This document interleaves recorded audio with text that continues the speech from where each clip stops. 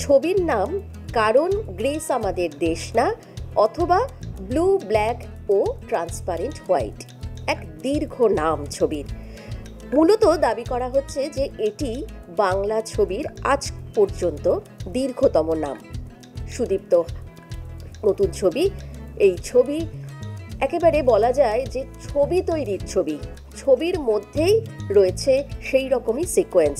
অধিকাংশ শটে কাট পয়েন্ট প্রায় নেই বললেই চলে, এবং খুব কম ক্লোজ আপও ইউজ করা হয়েছে।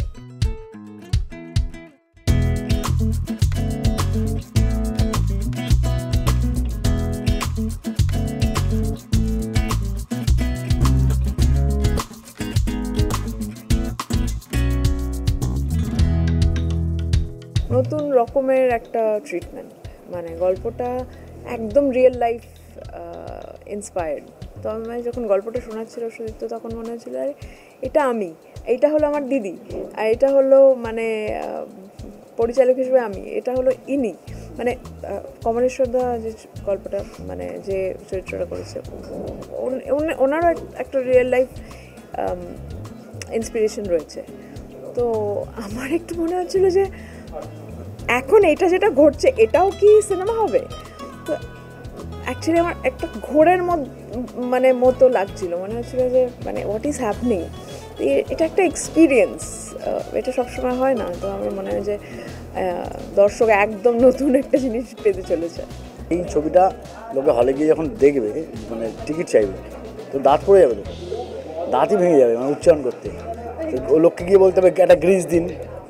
এই ছবিতে আমার নাম ভুটান, বুঝলেন? গ্রিস, ভুটান, নেপালের আরও আছে, তো তার জন্য ছবিটা দেখতে হবে। তবে যা নর্মাল যে ছবি আমরা দেখি এটা তেমন নয় আর কি, একটু কঠিন ছবি। তো যারা সিনেমা দেখতে, ভালো ছবি দেখতে পছন্দ করেন বা ওয়ার্ল্ড মুভিজ যাদের একটু দেখার অভ্যেস আছে, তারা এই ছবিটি দেখতে পারেন এবং আশা করি ভালো লাগবে। যিনি ডিরেক্টর তার দিদি, তো এটা বেসিক্যালি একটা ভাই বোন এবং তার সিনেমা মানে একটা ফিল্ম ডিরেক্ট করা, এবং সেই ফিল্মটা ডিরেক্ট করার শুটিং ফ্লোরে যাওয়ার সেই যে জার্নিটা তুলে ধরা হয়েছে, সেই ঘটনাটা তুলে ধরা হয়েছে। এবং ওর জীবনের সঙ্গে যে মেইন দুটো লোক জড়িয়ে, ওর দিদি এবং দিদির হাজব্যান্ডকে দেখা যায় না, তো দিদির হাজব্যান্ড এবং দুর্গাদা মানে কমলেশ্বর দা যিনি করেছেন, যে ওয়াজ এ পেইন্টার, তো যে থাকে ওই বাড়িতে। খুব ভালো, মানে আমার কাজ করতে খুব ভালো লেগেছে। সুদীপ্ত এবং আমি I thought during the filming বা ছবি শুটিং শুরু হওয়ার আগে বা তারপরেও যে আমরা creatively we were on the same page এই ছবিটার জন্য, এই গল্পটার জন্যে। সো হোপিং ফরওয়ার্ড, মানে হোপিং যে এই ছবিটাও কাজ করবে এবং পরবর্তীকালে আমি সুদীপ্ত আরও কাজ করার সুযোগ পাই। অনেক বছর ধরে এটা ভেবেছি, চেষ্টা করেছি। তারপরে মানে আমার মাথায় এটা আমার নিজস্ব কিছু গল্প, মানে আমি নিজের পার্সোনাল লাইফের উপরই কিছুটা করা, নিজের ভাবনা চিন্তা মানে নিজের যে কমপ্লেক্সে ভুগি, ইনসিকিউরিটি, একটা ফিল্ম ডিরেক্টর হিসেবে যে ইনসিকিউরিটিগুলো কাজ করে বা যখন কাজ করতে চলেছি প্রথম দিকে যে ইনসিকিউরিটিগুলো থাকে মানুষের, শিল্পের পথটা কোথায়, আদৌ কোনো পথ আছে কি না, মানে শিল্প অর্জন করা যায় কি না, আদৌ অর্জন করে কিছু হয় কি না আমাদের, মানে এই পরিস্থিতিতে শিল্পের কি দরকার আছে, এই প্রশ্নগুলো আমাকে ছোটোবেলা থেকেই ভাবিয়েছে। তো সেটার উপরই ভাবলাম প্রথম সিনেমা করব। ছবিটা নিয়ে দর্শকদের বলা যে এই ছবিটা সত্যি ইটস নট কি বলবো, মেইন স্ট্রিম মাস এন্টারটেইনার নয়, এটা অল্টারনেট ধারার ছবি, নিশ ছবি, হয়তো কম সংখ্যক মানুষের ভাল লাগবে।